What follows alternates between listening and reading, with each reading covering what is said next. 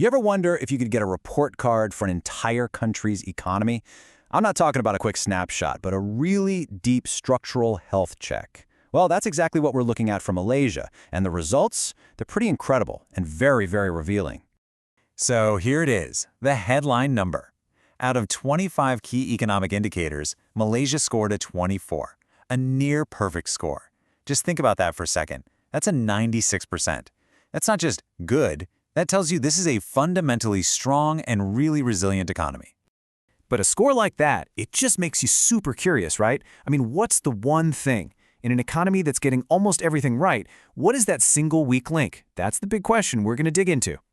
Now, before we get to the big reveal, you've got to understand how they came up with this score. This wasn't some surface-level look at, last quarter's GDP. No, the analysts used a really special framework to get a much, much deeper picture of the economy's long-term health. It's a framework they call Development Network Analysis, or DNA. And that name is just perfect, isn't it? Because just like our own DNA holds the blueprint for our health, this framework looks at the very blueprint of the economy. It goes way beyond the daily headlines and checks 25 fundamental conditions. The stuff that really tells you if an economy is built to last. And the way they score it is brilliantly simple. For each of those 25 conditions, it all boils down to one question. Is this a strength or is it a weakness? If it's a development positive condition, something that's helping the economy grow, it gets a 1. If it's a development negative constraint, something holding it back, it gets a big fat 0. You just tally up the scores, and there's your result. Okay, so let's get back to that overwhelmingly positive score. Those 24 points, they aren't just a number. They really paint a picture of a remarkably stable and incredibly well-managed economy. Let's just touch on a few of the highlights. And the strengths are really impressive because they're so broad. You've got stability on the financial side, inflation is under control, it's easy to get credit. Then you look at global trade, exports are high, foreign investment is strong, and maybe the most important thing for everyday people, the job market is healthy and the benefits of all that economic growth have been shared pretty widely.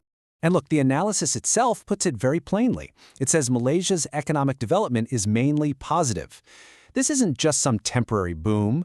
This is the result of years, decades even, of building solid foundations across almost every part of the economy. Which, of course, brings us right back to our mystery, that single red flag. Because in an economy with this many strengths, that one weakness, it stands out even more.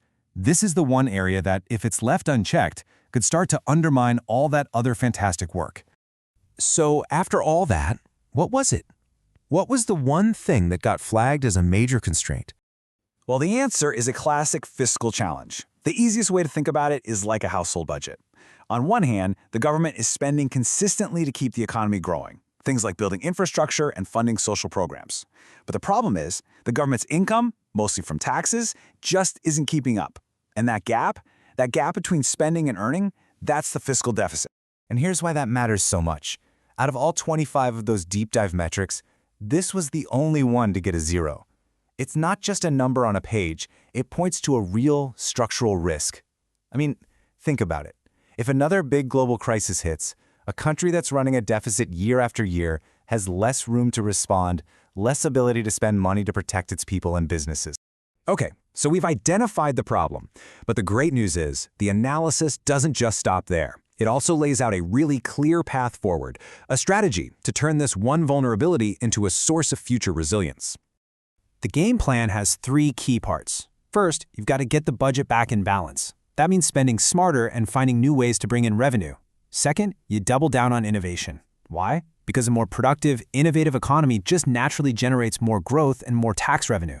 And third, and this is so important, you take the money you save and you reinvest it in people. We're talking skills training, support for small businesses, all the stuff that makes sure future growth is not just strong, but fair too.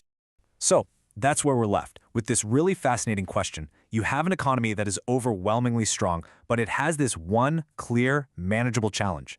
The path to fix it is laid out.